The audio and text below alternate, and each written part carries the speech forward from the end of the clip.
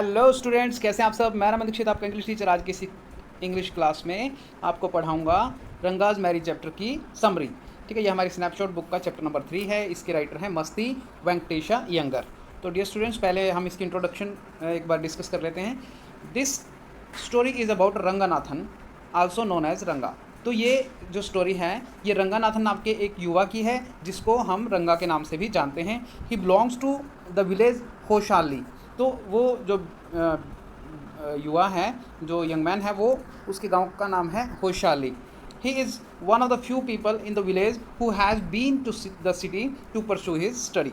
तो he is one of the few, मतलब few people जो उस गांव से गए हैं, कुछ लोग ही गए हैं बाहर पढ़ने के लिए। ठीक है, तो उनमें से वो एक है जो शहर पढ़ने के लिए गए हैं। When he returns to the village, he has different views about marriage। तो जब वो रिटर्न होता है, गांव में वापस आता है अपनी स्टडी कंप्लीट करने के बाद, तो मैरिज के बारे में उसके व्यूज़ जो हैं वो चेंज हो जाते हैं।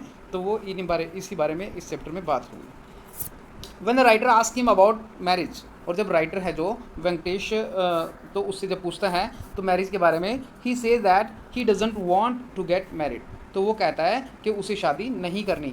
But the writer wanted him to marry Ratna, his friend Rama Rao niece. लेकिन जो राइटर है वो चाहता है, क्या चाहता है वो, कि भाई जो रंगा है वो रत्ना नाम की लड़की, जो उसके दोस्त रामा राव की भतीजी है, उससे वो शादी करे। तो he manage the whole matter in such way that Ranga himself expressed his desire to marry Ratna. तो जो राइटर है वो इस तरीके से मैनेज करता है पूरे मैटर को कि भाई जो रंगा है वो खुद ही एक्सप्रेस कर देता है कि वो उसकी इच्छा है कि वो रत्ना से शादी करे।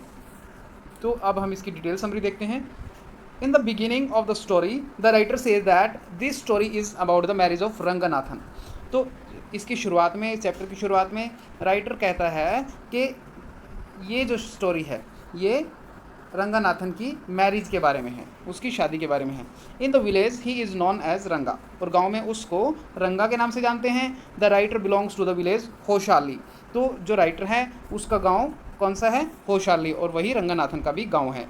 ही says that it is small village and no mention of it can be found in the geography books. तो राइटर कहता है कि बहुत ही छोटा सा गांव है और इसका कहीं भी मतलब ज़्यादा अता पता नहीं है किसी को। और राइटर बड़े मजाकिया ढंग में कहता है कि जो ज्योग्राफी की बुक है, जो भूगोल की बुक है, उसमें भी ये नहीं मिलेगा आपको। But the village is known in Mysore. लेकिन इस गांव को मैसूर के आसपास माना जाता है कि भाई ये वहाँ पर है। ठीक है। There is doctor in the village. इस गांव में एक डॉक्टर भी है। हिज नेम इज़ गुंडा भट्टा। उसका नाम है गुंडा भट्टा। He has seen many places. तो जो डॉक्टर है वो कई स्थानों पर घूमा हुआ है। There are some mango trees in the village. तो गाँव में मैंगो के ट्रीज भी हैं। The writer says that in his childhood once he took a mango home and a chutney was made out of it. तो writer कहता है कि इन हिज चाइल्डहुड, अपने बचपन में, ही टुक ए मैंगो, कि भी वो एक जो मैंगो है उसको वो ले गया अपने घर पे, and chutney was made out of it. तो उसने उसकी चटनी बनाई थी। ये बात उसको शेयर करता है वो अपने बचपन का एक अनुभव। He the children of the family ate it. जितने भी घर में बच्चे थे सभी, राइटर समेत, उन सब ने उसको खाया था। As a result they suffered from cough and had to take medicine. तो राइटर बता रहा है कि वो चटनी खाने के बाद वो किस बात से क्या हो गया था, उनको क्या बीमारी हो गई थी, उनको खांसी हो गई थी और उनको मेडिसिन लेनी पड़ी थी। There is a creeper growing in the village pond. तो राइटर कह रहा है कि भाई जो गांव का पॉन्ड था, ठीक है, उसमें क्या उग जाती थी, क्रीपर, एक बेल उग जाती थी। It's flower look very beautiful. और उस बेल के जो फ्लावर्स होते थे वो बहुत ही ब्यूटीफुल होते थे। The leaves of the creeper are white. और जो लीव्स होते थे, उसके पत्ते होते थे क्रीपर के, उस बेल के, वो बहुत ही चौड़े होते थे। Two leaves can serve a plate on which to serve the afternoon meal. तो राइटर बता रहा है कि उस बेल के दो पत्तों से भाई एक प्लेट बन जाती थी जिससे कि हम सर्व कर सकते थे, मतलब किसी को उस पर रख करके उसका आफ्टरनून का जो मील है, दोपहर का जो भोजन है, वो उसको खिला सकते थे। In the story the writer describes the effect of English on the life of the villagers. तो इस स्टोरी में जो राइटर है वो डिस्क्राइब करता है, वर्णन करता है इंग्लिश का प्रभाव किस पर, गांव के लोगों के जीवन पर भी वो कितने प्रभावित होते हैं इंग्लिश से। The writer says that 10 years ago English was not so wide spread in the village. तो राइटर कहता है कि भाई 10 year ago, 10 साल पहले तक जो इंग्लिश भाषा है वो वाइड स्प्रेड नहीं थी, मतलब ज़्यादा उसका फैलाव नहीं था, ज़्यादा प्रसार पर नहीं था उसका गांव में, मतलब गांव में इंग्लिश के जानने वाले लोग बहुत कम थे 10 साल पहले, राइटर ऐसा बता रहा है। There were not many people in the village who knew English, तो बहुत कम लोग थे। The village accountant was the first who sent his son Ranga to the city to study. तो यहाँ पे बता रहा है राइटर कि जो गांव का अकाउंटेंट था, जो क्लर्क था, या फिर आप कह सकते हो कि भाई जो लेखा जोखा रखने वाला एक व्यक्ति था, वो उसका बेटा था रंगा, और उसने अपने बेटे को शहर पढ़ने के लिए भेजा था। It was thought that the knowledge of English would transform a person. तो ऐसा सोचा जाता था, ऐसा माना जाता था कि जिसको इंग्लिश की नॉलेज हो जाती है तो उससे जो पर्सन है, जो इसको सीखने वाला है, वो चेंज हो जाता है, वो बदल जाता है। So Ranga's home coming after completing his study was a great event. तो इसीलिए कि भाई लोगों को लगा था कि भाई इंग्लिश सीख के बंदा चेंज हो जाता है, ट्रांसफॉर्म हो जाता है। तो यहाँ पे रंगा की जो होम कमिंग थी, जब रंगा अपनी स्टडी कंप्लीट करके घर पे आता है, तो इसको एक ग्रेट इवेंट के रूप में माना जाता है, मतलब गाँव में एक बड़ी बात मानी जाती है। People rushed to the door step announcing the accountant son has come.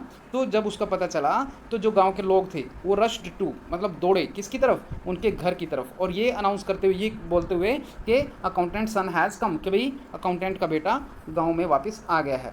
But the times have changed, लेकिन राइटर बता रहा है कि समय बदल गया है। Now many people in village know English. तो अब की बात करें तो ये पुरानी बात बता रहे हैं राइटर, और अब कह रहे हैं कि भाई अब का टाइम जो है वो बदल गया है। Educated people mix their Kannada speech with English word. अब जितने भी एजुकेटेड लोग हैं गांव के, जब वो कन्नड़ भाषा बोलते हैं तो अपनी स्पीच में, जब अपने भाषा को बोलते हैं कन्नड़ को, तो वो इंग्लिश के वर्ड्स को उसमें मिक्स करते हैं। जैसे हम हिंदी बोलते हुए इंग्लिश के वर्ड्स यूज़ करते हैं, तो वैसे ही राइटर बता रहा है कि वहाँ के लोग भी कन्नड़ के साथ इंग्लिश के वर्ड्स मिक्स करते हैं।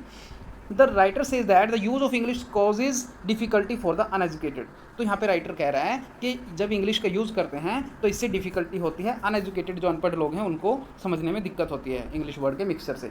ही टेल्स ए स्टोरी, तो वो एक स्टोरी भी बताता है writer. Rama Rao boat wood from A women. तो रामा राव जो है वो लकड़ी खरीद करके लाया एक वूमेन से, ठीक है। तो इट कॉस्ट हिम 4 पैसे, तो उसके 4 पैसे उसको कॉस्ट देनी थी उसकी। His son told the woman that he didn't have any change. तो उसके बेटे ने बताया कि भाई, उस औरत को बता दिया कि भाई उसके पास चेंज नहीं है, मतलब उसके खुले पैसे नहीं है, चेंज बोला उसने word. And asked her to come the next day, और बोला कि आप अगले दिन आ जाएं, नेक्स्ट डे आ जाएं।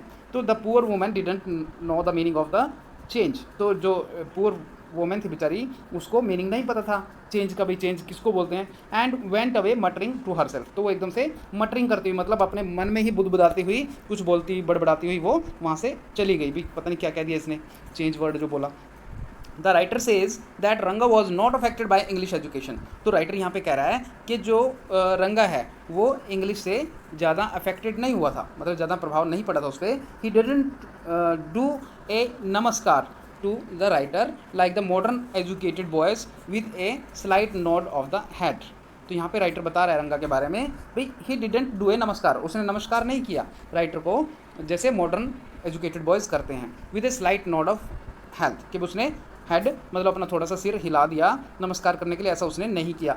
नोर did he merely fold his hands, ना ही उसने जो अपने हाथ हैं उनको फोल्ड किया, मतलब जोड़ा, हाथ नहीं जोड़े उसने, मियरली मतलब ओनली, तो उसने केवल अपने हाथ नहीं जोड़े। He bent low to touch his feet. तो राइटर यहाँ पे बता रहा है कि वो बेंट मतलब झुका, कि कहाँ पे झुका, नीचे की तरफ, और राइटर के पैर छुए उसने। The writer was highly please. तो इससे जो राइटर है वो बहुत ही ज़्यादा खुश हुआ, मतलब कि यहाँ पर जो राइटर है मस्ती वेंकटेश यंगर, वो उसके इस काम से बहुत ही ज़्यादा खुश हुआ। तो आगे, the afternoon that afternoon Ranga came to the writer's house. तो उसी दोपहर को रंगा क्या हुआ, राइटर के घर आया। The writer asked him about his plan for marriage. तो राइटर ने पूछा रंगा से कि भाई उसका मैरिज के बारे में क्या प्लान है, ठीक है। तो रंगा से पूछा भाई मैरिज के बारे में क्या सोच रहे हो तुम, कैसे करोगे। Ranga replied that he didn't want to marry soon. तो रंगा ने रिप्लाई किया कि एकदम से रिप्लाई किया उसने कि वो अभी मतलब शादी की जल्दी में नहीं है, वो जल्दी शादी नहीं करना चाहता। He said that he needed to find the right girl. और उसने ये भी कहा कि भाई उसको किस चीज़ की ज़रूरत है, to find the right girl, कि भाई सही लड़की ढूंढने की उसको ज़रूरत है। According to him there should not be a big gap between the age of the girl and her husband.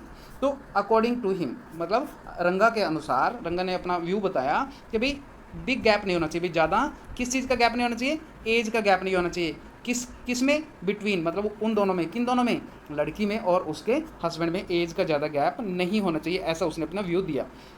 He gave the example of Kalidas play, तो उसने क्या किया, कालिदास के प्ले शकुंतला का एक एग्जाम्पल दिया। He said that if Shakuntala had been young Dushyant would not have fallen in love with her. तो उसने बताया एग्जाम्पल देते हुए दुष्यंत का जो प्ले है, कालिदास का जो प्ले है दुष्यंत और शकुंतला के बारे में, कि भाई यदि शकुंतला यंग होती, ठीक है, मतलब उससे छोटी होती दुष्यंत से, तो क्या होता, Dushyant would have fallen in love with her, तो दुष्यंत जो है उसके प्यार में पड़ जाता। Secondly he believed that a man should Mary the girl he admires, तो दूसरी बात उसने बताई कि भाई उसका ऐसा मानना है कि भाई मैन को उसी लड़की से शादी करनी चाहिए जिसको वो एडमायर करता है, जिसको वो पसंद करता है।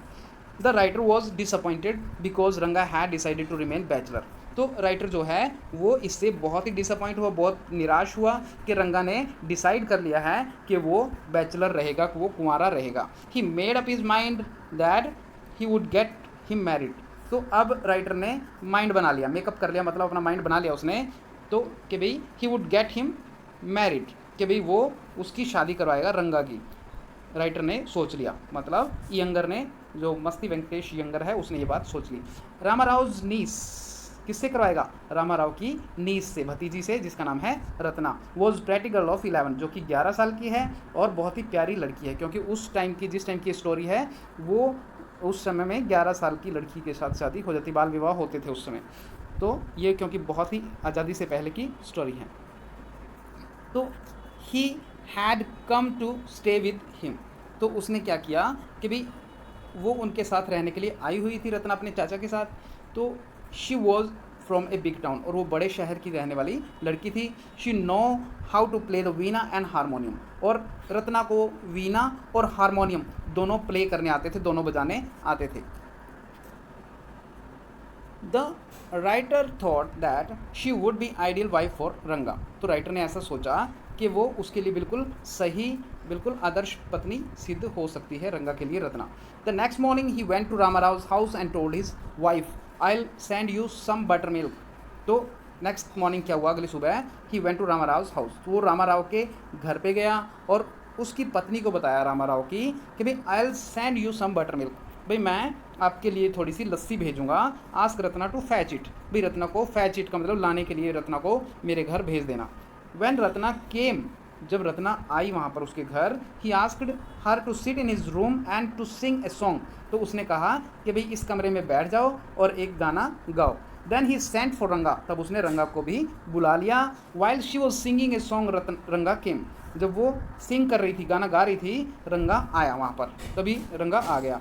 ही saw Ratna and like the girl as well as her sweet song, तो उसने रत्ना को देखा और उसको लाइक कर लिया उसने, मतलब उसको वो लड़की पसंद आई और उसका स्वीट सॉन्ग जो था वो भी उसको पसंद आया।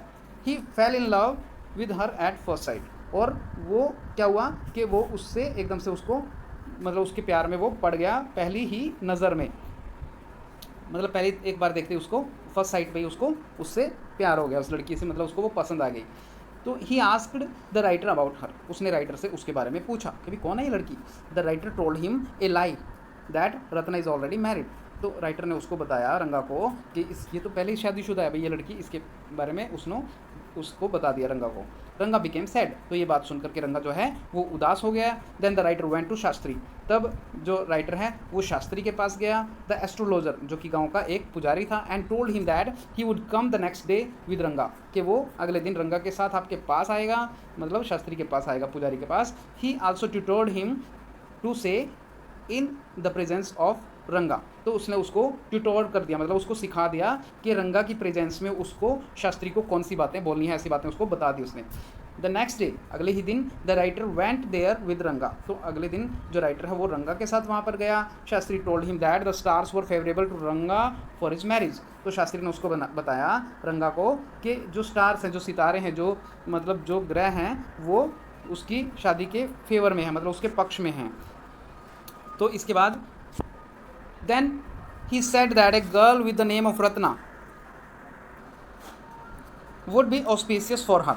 तो राइटर ने क्या बताया कि भाई मतलब शास्त्री ने क्या बताया कि भाई जो लड़की है जिसका नाम रत्ना है, ठीक है, तो वुड बी ऑस्पिशियस फॉर हर, कि वो उसके लिए बड़ी ही ऑस्पिशियस होगी, बहुत शुभ होगी, मतलब वो लड़की अगर वो उससे शादी करता है तो।